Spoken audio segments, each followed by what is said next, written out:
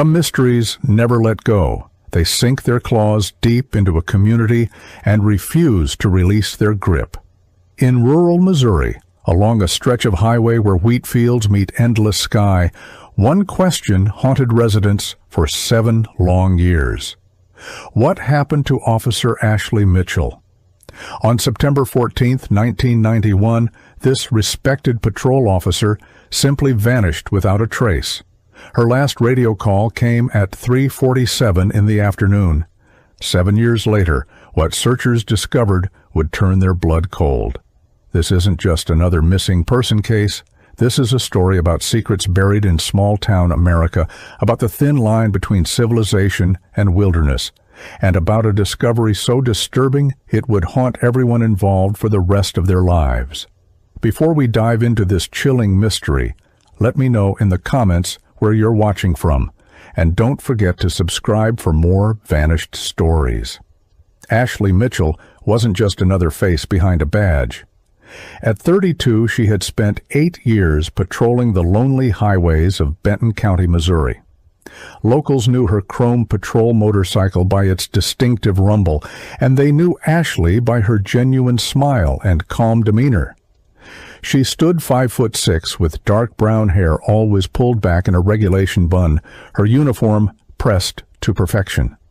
Ashley had a reputation for stopping to help stranded motorists, often spending her own money on gas for families who couldn't afford to fill their tanks.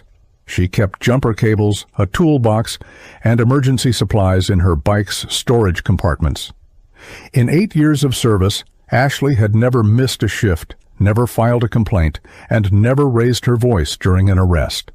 Her supervisor called her the most reliable officer he'd ever worked with. Saturday morning, September 14, 1991, dawned clear and bright across Benton County. The temperature sat at a comfortable 72 degrees with light winds from the southwest. Ashley arrived at the station at 6:45 a.m., 15 minutes early as always. She performed her routine equipment check, testing her radio, inspecting her motorcycle's tires and engine, and reviewing the overnight incident reports. The desk sergeant remembered her stopping by his desk to chat about her weekend plans. She intended to visit her parents in Springfield after her shift ended. At 7:30 a.m., Ashley made her first radio contact with dispatch, reporting clear weather conditions and normal traffic flow along her assigned route.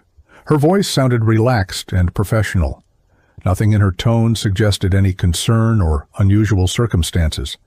The dispatcher on duty later said it was just another routine Saturday morning conversation. Highway 287 stretched like a ribbon through Missouri's heartland, connecting small farming communities across 60 miles of rolling countryside. Ashley's patrol route took her past golden wheat fields, scattered cattle ranches, and farmhouses set back from the road behind groves of oak and maple trees. The highway saw moderate traffic on weekends, families driving to visit relatives, farmers hauling equipment, and the occasional tourist exploring rural America. Ashley knew every mile marker, every dirt road intersection, and every building along her route. She made regular stops at Miller's gas station for coffee and at Riverside Diner for lunch. The area was prone to mechanical breakdowns during hot summer months, and Ashley had helped countless stranded motorists over the years. Most of her route consisted of long, straight stretches with good visibility, making it relatively safe for both patrol work and civilian travel. At exactly 3:47 p.m., Ashley's voice crackled over the radio for the final time. She reported Code 7, meal break, to dispatch, indicating her location as mile marker 143 near the old Riverside Bridge.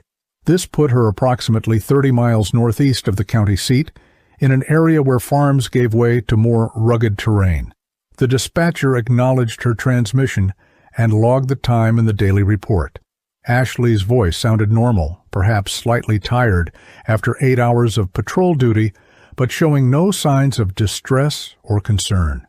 She was expected to resume patrol at 4:30 p.m. and check in with dispatch within the hour. The radio fell silent. Later, investigators would analyze that final transmission dozens of times, searching for any hint of what was about to unfold. They found nothing. Ashley's last words were routine, professional, unremarkable, and final. By 4:45 p.m., dispatcher Linda Rodriguez noticed Ashley hadn't resumed patrol. Following standard protocol, she attempted radio contact. Static filled the airwaves. At 5:15 p.m., Rodriguez tried again, her voice carrying a note of concern as she called Ashley's badge number. Still no response. The radio silence stretched uncomfortably as other units on patrol began listening for their missing colleague. At 5:30 p.m., Sergeant Tom Bradley attempted to reach Ashley directly. When his calls went unanswered, Bradley initiated search protocols.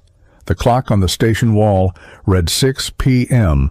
when the first search units rolled out of the parking lot, their red and blue lights cutting through the approaching dusk. None of them knew they were beginning a search that would consume the community for 7 years. The silence that began that September evening would become the most haunting sound Benton County had ever known. 3 patrol units raced toward mile marker 143 as the sun dipped below the horizon. Sergeant Bradley coordinated the search from his cruiser, directing officers to spread out along Ashley's known route. They found her last known location near Riverside Bridge, but the area revealed no clues. No skid marks on the asphalt, no broken glass, no signs of an accident or struggle. Ashley's motorcycle and her distinctive blue uniform were nowhere to be seen. As darkness fell, local volunteers began arriving with flashlights and lanterns. Farmers abandoned their evening chores to join the search. Wives packed sandwiches and thermoses of coffee. Children were sent to stay with neighbors as adults organized into search teams. They combed ditches, checked abandoned buildings, and called Ashley's name into the growing darkness. The rural community that had adopted Ashley as one of their own rallied to find her. But as midnight approached, the searchers had found nothing. Dawn on September 15th brought reinforcements from across 3 counties. State police helicopters swept the countryside in grid patterns, while ground teams followed every dirt road and farm track. Sheriff's deputies from neighboring counties arrived with tracking dogs and specialized search equipment. The command post, established in the parking lot of Miller's gas station, buzzed with activity as search coordinators plotted areas covered and assignments for volunteer teams. Local news crews set up cameras as the story of the missing patrol officer spread across Missouri. By noon, more than 200 people were involved in the search effort. Helicopters flew low over the terrain, their rotors beating a steady rhythm that could be heard for miles. Dogs picked up Ashley's scent near the bridge, but lost it after a few hundred yards. Despite the massive effort, the countryside seemed to have swallowed Ashley without leaving a single trace. The investigation began piecing together Ashley's final day through witness statements. At 2:30 p.m., gas station attendant Mary Chin remembered Ashley stopping for her usual black coffee and chocolate donut. They had chatted briefly about the unusually mild weather and Ashley's plans to drive to Springfield after work. Mary recalled Ashley seeming relaxed and in good spirits, perhaps looking forward to her weekend off. A trucker named Bill Santos later told investigators he saw a patrol motorcycle near Riverside Bridge around 3:45 p.m. The timing matched Ashley's final radio transmission, but Santos couldn't provide additional details about what he'd observed. These fragments created a timeline that raised more questions than answers. Ashley had been following her normal routine, making regular stops, showing no signs of distress. Yet somewhere between 3:47 p.m. and her expected 4:30 p.m. check-in, she had vanished completely. The 43-minute gap became the focus of intense investigation. The town of Cedar Falls, population 3,400, had never experienced anything like Ashley's disappearance. Churches organized prayer vigils where community members held candles and shared memories of the missing officer. The Methodist Church on Main Street became an unofficial headquarters for volunteers, serving meals to search teams and coordinating supply donations. Local businesses contributed money, equipment, and manpower to the search effort. The hardware store donated flashlights and batteries, the diner provided free meals to law enforcement officers, citizens established a reward fund that quickly grew to $25,000 as donations poured in from across the state. Ashley wasn't just a police officer to these people. She was their neighbor, their friend, the woman who had helped them through emergencies and celebrated their triumphs. The community refused to give up hope that she would be found alive and safe. Within days of Ashley's disappearance, the Sheriff's Department received dozens of tips from across Missouri and neighboring states. A woman matching Ashley's description was reportedly seen at a truck stop in Kansas City. Another caller claimed to have spotted her patrol motorcycle at a rest area near St. Louis. Each lead required investigation, pulling resources away from the primary search area. Psychics offered their services, claiming they could see Ashley in various locations through supernatural means. Well-meaning citizens reported suspicious activities they'd observed weeks or months earlier, wondering if these incidents might be related to Ashley's disappearance. Detective work became a process of elimination as investigators chased down false leads while maintaining hope that one might reveal Ashley's whereabouts. The telephone at the Sheriff's Department rang constantly with tips that led nowhere, creating a frustrating cycle of raised hopes and dashed expectations. As days turned to weeks, investigators developed several theories about Ashley's fate. The most likely scenario involved mechanical failure. Perhaps her motorcycle had broken down in a remote area where she'd sought help on foot and become lost or injured. A second theory suggested Ashley had suffered a medical emergency while alone on patrol, possibly losing consciousness and crashing in an area that hadn't been thoroughly searched. More troubling was the possibility of foul play. Ashley's position as a law enforcement officer meant she had arrested people who might harbor grudges. Had someone she'd ticketed or detained decided to seek revenge? The fourth theory, whispered but not officially discussed, suggested Ashley might have chosen to disappear voluntarily, perhaps due to personal problems unknown to her colleagues and family. Each theory had supporting evidence, but none could account for all the facts surrounding her disappearance. Robert and Margaret Mitchell had been married for 42 years when their daughter vanished. Both retired teachers, they had raised Ashley and her younger sister Jennifer in the same house where they still lived on Elm Street. Margaret kept Ashley's childhood bedroom exactly as she'd left it on her last visit. The quilt their grandmother had made still folded at the foot of the bed, family photos arranged on the dresser. Robert joined every search party, hiking through rough terrain despite his 68 years and arthritic knees. He carried a photograph of Ashley in his wallet and showed it to everyone he met, hoping someone might remember seeing her. Jennifer drove down from Kansas City every weekend to help with the search and support her parents. The family struggled with the uncertainty, not knowing whether Ashley was alive or dead, hurt or safe, made grieving impossible, while hope remained agonizingly alive. The vast search area presented the primary challenge to investigators. Ashley's patrol route covered 60 miles of rural terrain, much of it undeveloped farmland and woodland. With limited resources, the Benton County Sheriff's Department couldn't thoroughly search every square mile. Weather became another obstacle as autumn rains turned dirt roads into muddy quagmires and winter snow covered potential evidence.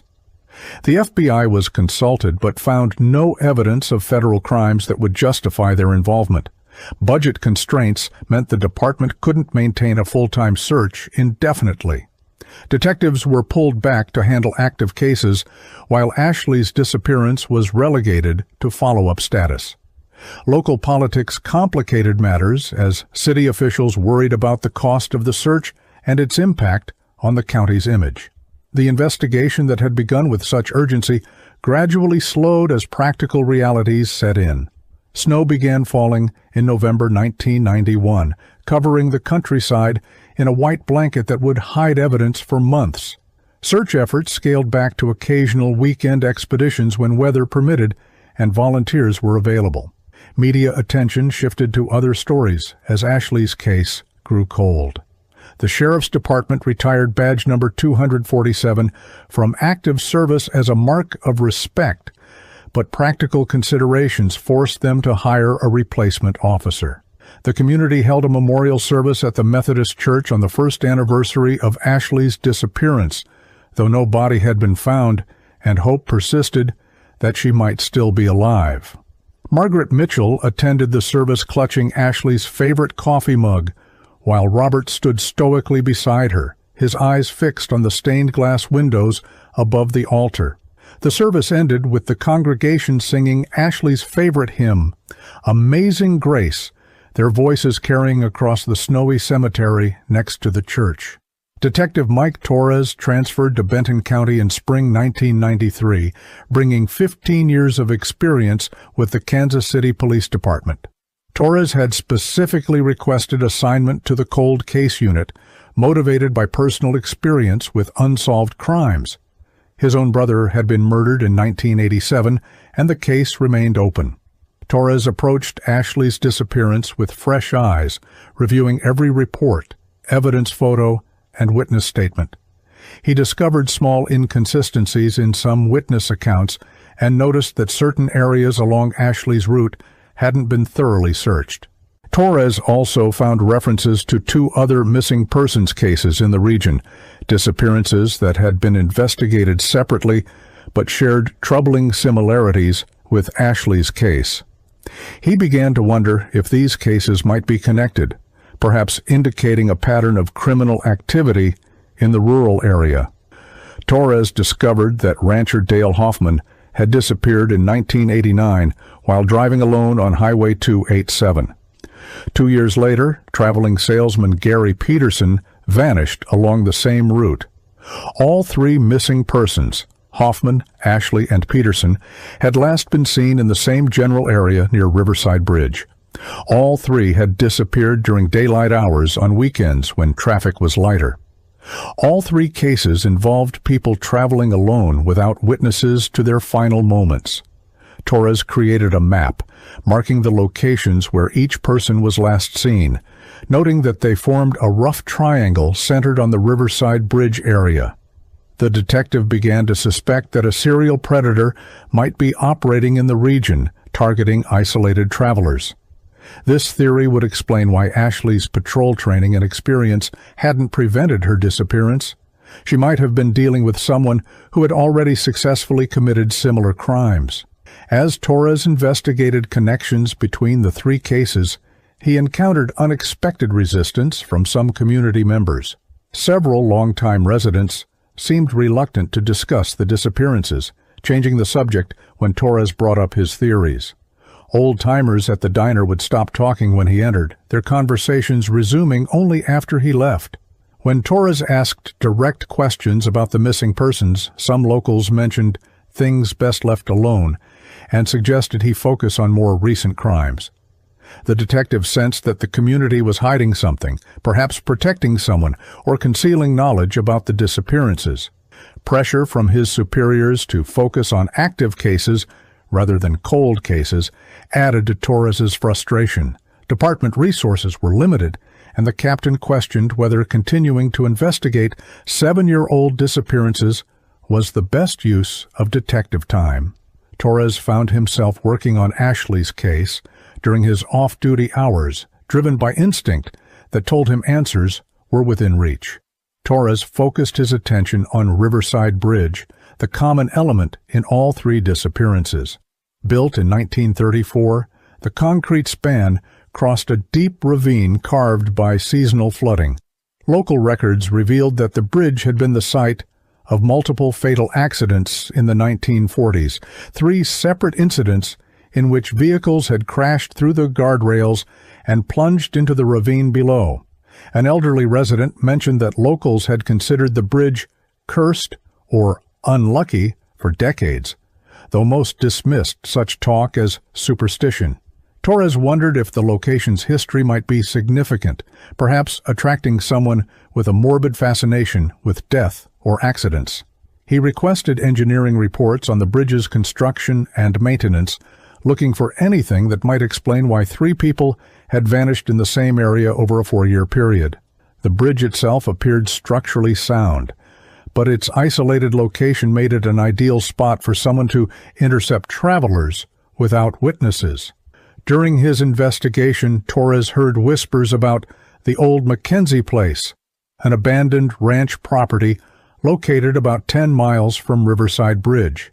The property's owner, Ezra Mackenzie, had died in 1987, and the land had sat empty since then. Local teenagers occasionally used the property for parties, but most adults avoided the area. Several people mentioned that Mackenzie had been a reclusive man who discouraged visitors and posted no trespassing signs throughout his property. Stories circulated about strange activities at the ranch during Mackenzie's final years: unusual lights seen at night, the sound of machinery running at odd hours, and visitors who came and went without being seen in town. Torres dismissed most of these stories as rural gossip, but the consistent references to the Mackenzie property made him curious. If someone was abducting people in the area, an isolated ranch with no current residents would provide the perfect hiding place. Torres drove out to inspect the Mackenzie property on a cold February morning in 1994. The ranch consisted of 2,000 acres of rough terrain, including wooded hills, ravines, and pastures that hadn't been used for grazing in years. The main house had burned down in 1988, leaving only a stone foundation and a brick chimney standing among the weeds. Several outbuildings remained standing, but were in various states of decay. A barn with a partially collapsed roof, a machine shop with broken windows, and a concrete block building that might have been used for storage. Torres conducted a preliminary search of the accessible buildings, finding only the expected debris of abandonment: rusted tools, rotted lumber, and evidence of animals that had made homes in the structures. Nothing seemed obviously connected to the missing persons cases, but the property's size and isolation made a thorough search impossible without significant resources. Torres made note of the location and planned to return with proper equipment. When Torres requested funding for ground-penetrating radar equipment to search the Mackenzie property, his request was denied due to budget constraints. Legal issues also arose regarding access to private property. Even though the land was abandoned, it still had an owner of record, and proper warrants would be required for any official search. Torres grew frustrated with the bureaucratic obstacles that seemed designed to prevent progress on the case. His colleagues began to question his focus on the cold cases, suggesting that he was becoming obsessed with unsolvable mysteries. The detective found himself investigating during his personal time, using his own resources to follow leads that the department wouldn't fund. His marriage began to suffer as he spent weekends driving rural roads, interviewing elderly residents, and searching for clues in areas that had been searched multiple times before. Torres's wife complained that he talked about Ashley Mitchell more than he talked about their own family. Despite the personal cost, Torres couldn't abandon Ashley's case. He visited the Mitchell family regularly, updating them on his progress and maintaining their hope that answers might still be found. Robert Mitchell's health had declined significantly. The stress of not knowing his daughter's fate had contributed to heart problems and diabetes. Margaret continued to set a place at the dinner table for Ashley, refusing to accept that her daughter might never come home. Torres felt the weight of the family's trust and their desperate need for closure. He promised them that he wouldn't give up the search, even if it meant working on his own time with his own resources. The detective understood that solving Ashley's disappearance had become more than a professional obligation. It was a personal mission that defined his sense of purpose as a law enforcement officer.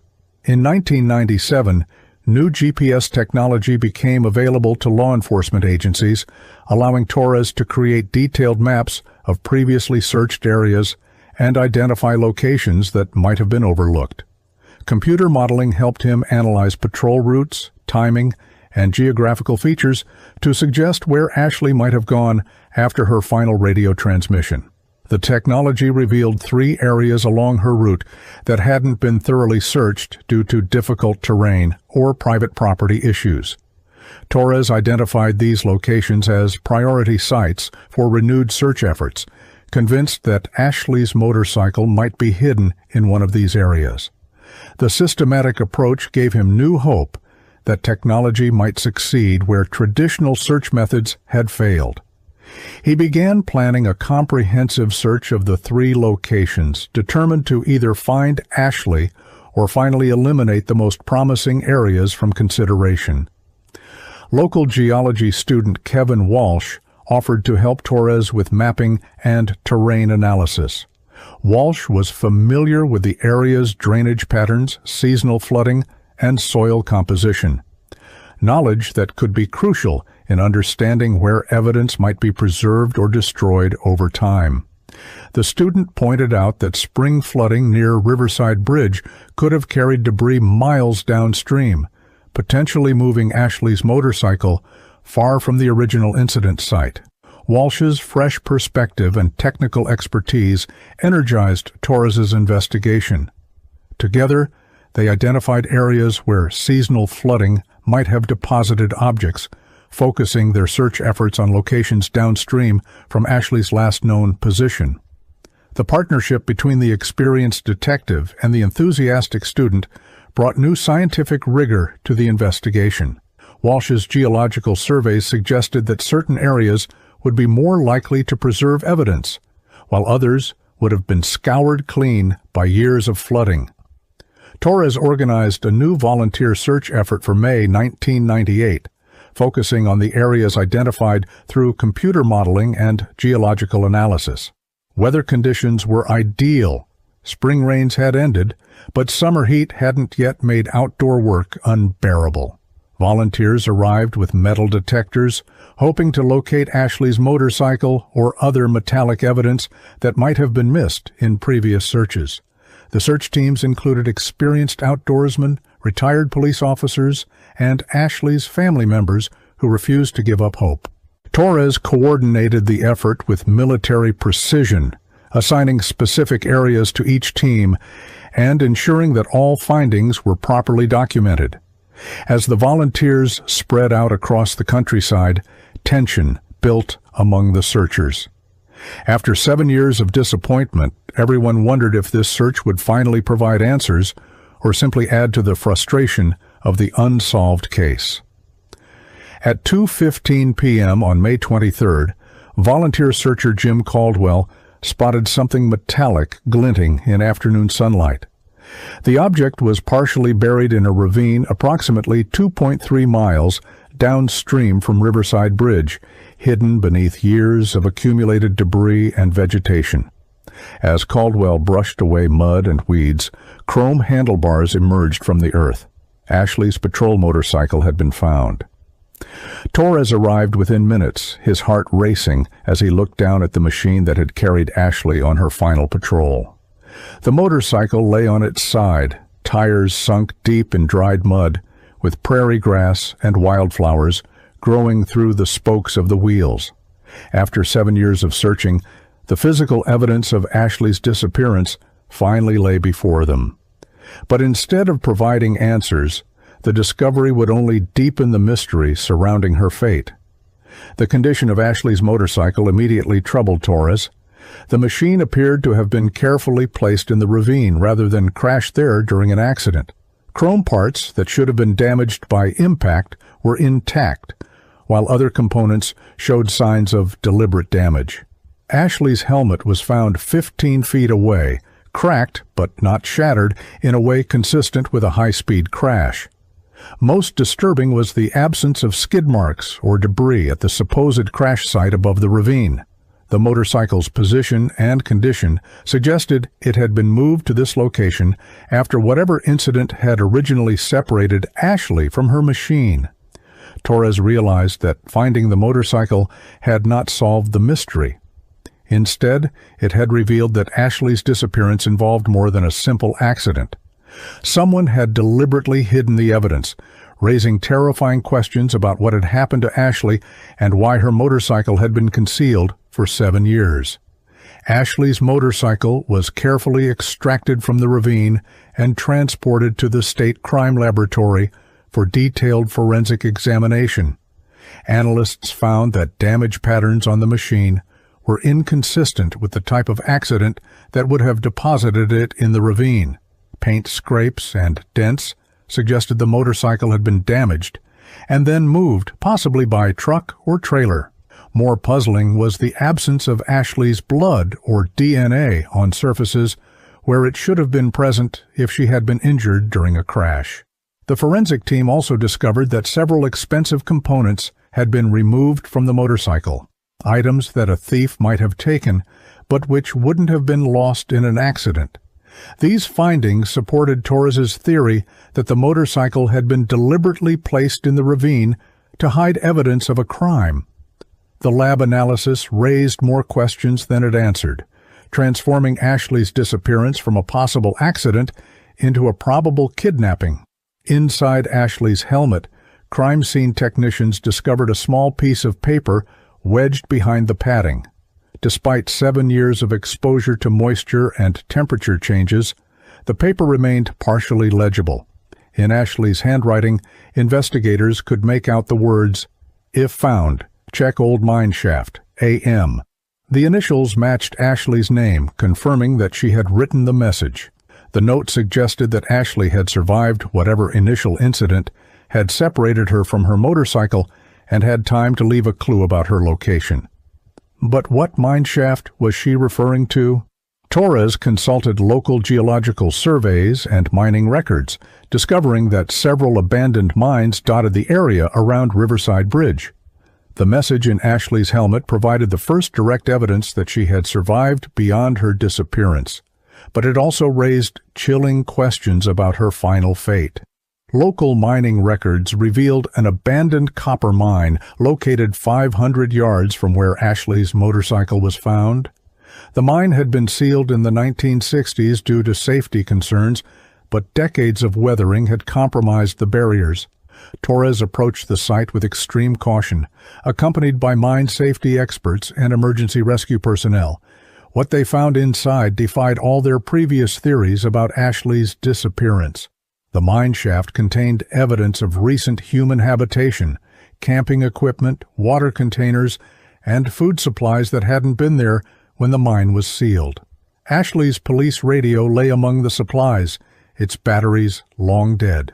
The survival gear suggested that someone had lived in the mine for an extended period, but the identity of that person remained unknown. Had Ashley survived her initial ordeal only to become trapped in the abandoned mine? Or had someone else used the location as a hideout? The mine shaft revealed a story of survival that astonished investigators. Someone had created a makeshift living area in the depths of the abandoned mine, complete with sleeping bags, cooking supplies, and carefully rationed food and water. Ashley's police radio wasn't the only equipment found. Investigators also discovered a flashlight, matches, and medical supplies that suggested the occupant had been treating injuries. The survival setup appeared to have been used for weeks, possibly months, based on the amount of supplies and the wear patterns on the equipment. But the most puzzling aspect was the evidence that the occupant had eventually left the mine voluntarily.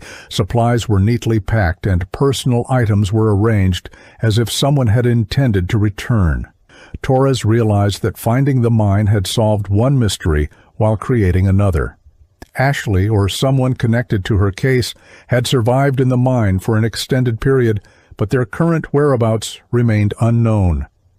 Among the supplies in the mine shaft, investigators found a water-damaged journal that told Ashley's incredible survival story. The entries, written in her distinctive handwriting, described how she had been injured in a motorcycle accident near Riverside Bridge and had crawled to the mineshaft seeking shelter. Ashley had managed to survive for weeks in the underground hideout, treating her own injuries with supplies from her first aid kit and rationing food she had carried in her motorcycle's storage compartments. The journal entries revealed her repeated attempts to signal for help using her police radio, but the mine's depth and rock walls blocked transmission. Ashley had climbed out of the mine several times to try to reach civilization, but injuries and disorientation had forced her to return to the safety of her underground shelter. The journal provided a day-by-day account of her struggle to survive while hoping for rescue. Ashley's condition had deteriorated over time, according to her journal entries. Untreated injuries, limited food supplies, and the psychological stress of isolation had taken their toll. Her handwriting became increasingly shaky, and her entries shorter and less coherent. The final entry, dated October 7, 1991, 23 days after her disappearance, mentioned hearing voices and seeing lights near the mine entrance. Ashley's last written words were haunting. "Someone's coming, finally going home." The journal ended abruptly after that entry, leaving investigators to wonder what had happened during Ashley's final hours in the mine. Had rescuers finally found her, or had her deteriorating mental state caused her to imagine voices that weren't there? The journal's final entry provided no clear answers, only the chilling suggestion that Ashley's ordeal had ended in a way that remained hidden from investigators. Despite finding Ashley's survival site, investigators still had not located her remains. An extensive search of the mine shaft and surrounding area revealed no human bones or other evidence of Ashley's final fate. The investigation expanded to include interviews with local residents who might have been in the area during October 1991. Torres theorized that someone had indeed found Ashley at the mine, either rescuing her or discovering her body, but had failed to report the incident to authorities. The lack of physical remains meant that Ashley's case remained officially unsolved, even though her journal had provided insight into her survival efforts. Torres continued to follow leads and interview potential witnesses, hoping to find someone who could explain what had happened to Ashley after her final journal entry. The discovery of the mine shaft had answered some questions while raising others, leaving the investigation in a frustrating state of partial resolution. In December 1998, elderly rancher Bill Morrison came forward with information that further complicated the investigation. Morrison claimed that in October 1991, he had found an injured woman on his property about 5 miles from the mine shaft. According to Morrison, the woman matched Ashley's description and was wearing torn police uniform clothing. Morrison said he had driven the woman to County General Hospital 60 miles away, but had never learned her identity or what had happened to her afterward. Hospital records from that period were incomplete, and staff members who had worked there in 1991 could not be located. Morrison's story provided a possible explanation for Ashley's disappearance from the mine shaft, but it also raised new questions about why no official record existed of her treatment. Had Ashley been treated at the hospital under a false name? Was Morrison's memory accurate after 7 years? The rancher's account offered hope that Ashley might have survived her ordeal, but without corroborating evidence, his story remained unverified. Torres's investigation of County General Hospital revealed disturbing gaps in their 1991 medical records. Files from the period when Ashley might have been treated were either missing or contained incomplete information. The hospital administrator claimed that a computer system upgrade in 1995 had resulted in the loss of some older records, but Torres suspected that records might have been deliberately destroyed or hidden. Several former staff members had died or moved away, making it impossible to verify Morrison's account through eyewitness testimony. Torres discovered that the hospital had been owned by a private corporation with connections to local political figures, raising the possibility that Ashley's treatment had been covered up to protect someone's reputation. The hospital's cooperation with the investigation was minimal, and Torres felt that officials were actively obstructing his efforts to learn the truth about Ashley's potential treatment. Even after finding Ashley's motorcycle, survival site, and journal, crucial questions remained unanswered. Why had her motorcycle been moved and hidden in the ravine? Who had Ashley encountered during her final days in the mineshaft? If she had been rescued and treated at the hospital, why was there no record of her care? Why had no one reported finding her alive after the massive search effort? Torres suspected that Ashley's disappearance involved more than a simple accident. Someone in the community knew what had happened to her and was keeping that knowledge secret. The detective's investigation had revealed a pattern of concealment and obstruction that suggested powerful interests were working to keep Ashley's fate hidden. Local residents continued to avoid discussing the case, and Torres felt that he was fighting against a conspiracy of silence that protected those responsible for Ashley's disappearance. By 1999, Torres had exhausted most of his investigative leads without finding definitive answers about Ashley's ultimate fate. The case remained officially open but was no longer actively investigated due to resource constraints and the passage of time. Torres retired from the sheriff's department in 2000, haunted by his inability to provide closure for Ashley's family. Robert Mitchell died in 2001 without ever learning what had happened to his daughter. Margaret continued to live in the family home, maintaining Ashley's room and hoping for answers that might never come. The community of Cedar Falls carried the weight of the unsolved mystery, with some residents believing they knew more than they were willing to admit. Ashley's disappearance had become part of local folklore, a cautionary tale about the dangers that could lurk in rural America's isolated places. The case file remained in the sheriff's department archives, waiting for new evidence or witnesses who might finally reveal the truth. The contrast between Ashley's final radio transmission and the discovery of her abandoned motorcycle serves as a haunting reminder that some mysteries resist resolution. On one side, we see Officer Ashley Mitchell as she was, professional, dedicated, smiling beside her chrome patrol bike on a sunny September afternoon. On the other side, we see what remained after 7 years, rusted metal half buried in weeds, silent testimony to a tragedy that may never be fully understood. Ashley's courage and survival instinct had carried her through 23 days in an abandoned mine shaft, but her ultimate fate remains unknown. The investigation revealed evidence of a cover-up, suggesting that someone in the community knew what had happened, but chose to keep that knowledge secret. For the residents of Cedar Falls, Ashley's disappearance left scars that never fully healed, a reminder that even in small towns where everyone knows everyone, terrible secrets can remain buried. Some disappearances leave behind more than empty spaces. They leave questions that echo through generations, whispers in the wind that ask, what really happened to Ashley Mitchell? The case of Officer Ashley Mitchell remains one of the most haunting unsolved mysteries in true crime history. This missing person investigation spans 7 years of relentless searching, revealing a disappearance mystery that goes far deeper than anyone imagined. Ashley's story reminds us that some people vanish without a trace, leaving behind only questions and the determined efforts of those who refuse to give up. Her case joins the ranks of cold case files that continue to baffle investigators and captivate true crime enthusiasts worldwide. What makes this vanishing so particularly disturbing isn't just that a dedicated patrol officer disappeared, but the systematic cover-up that followed. As we've seen in many real-life mysteries, the truth often lies buried beneath layers of secrets and silence.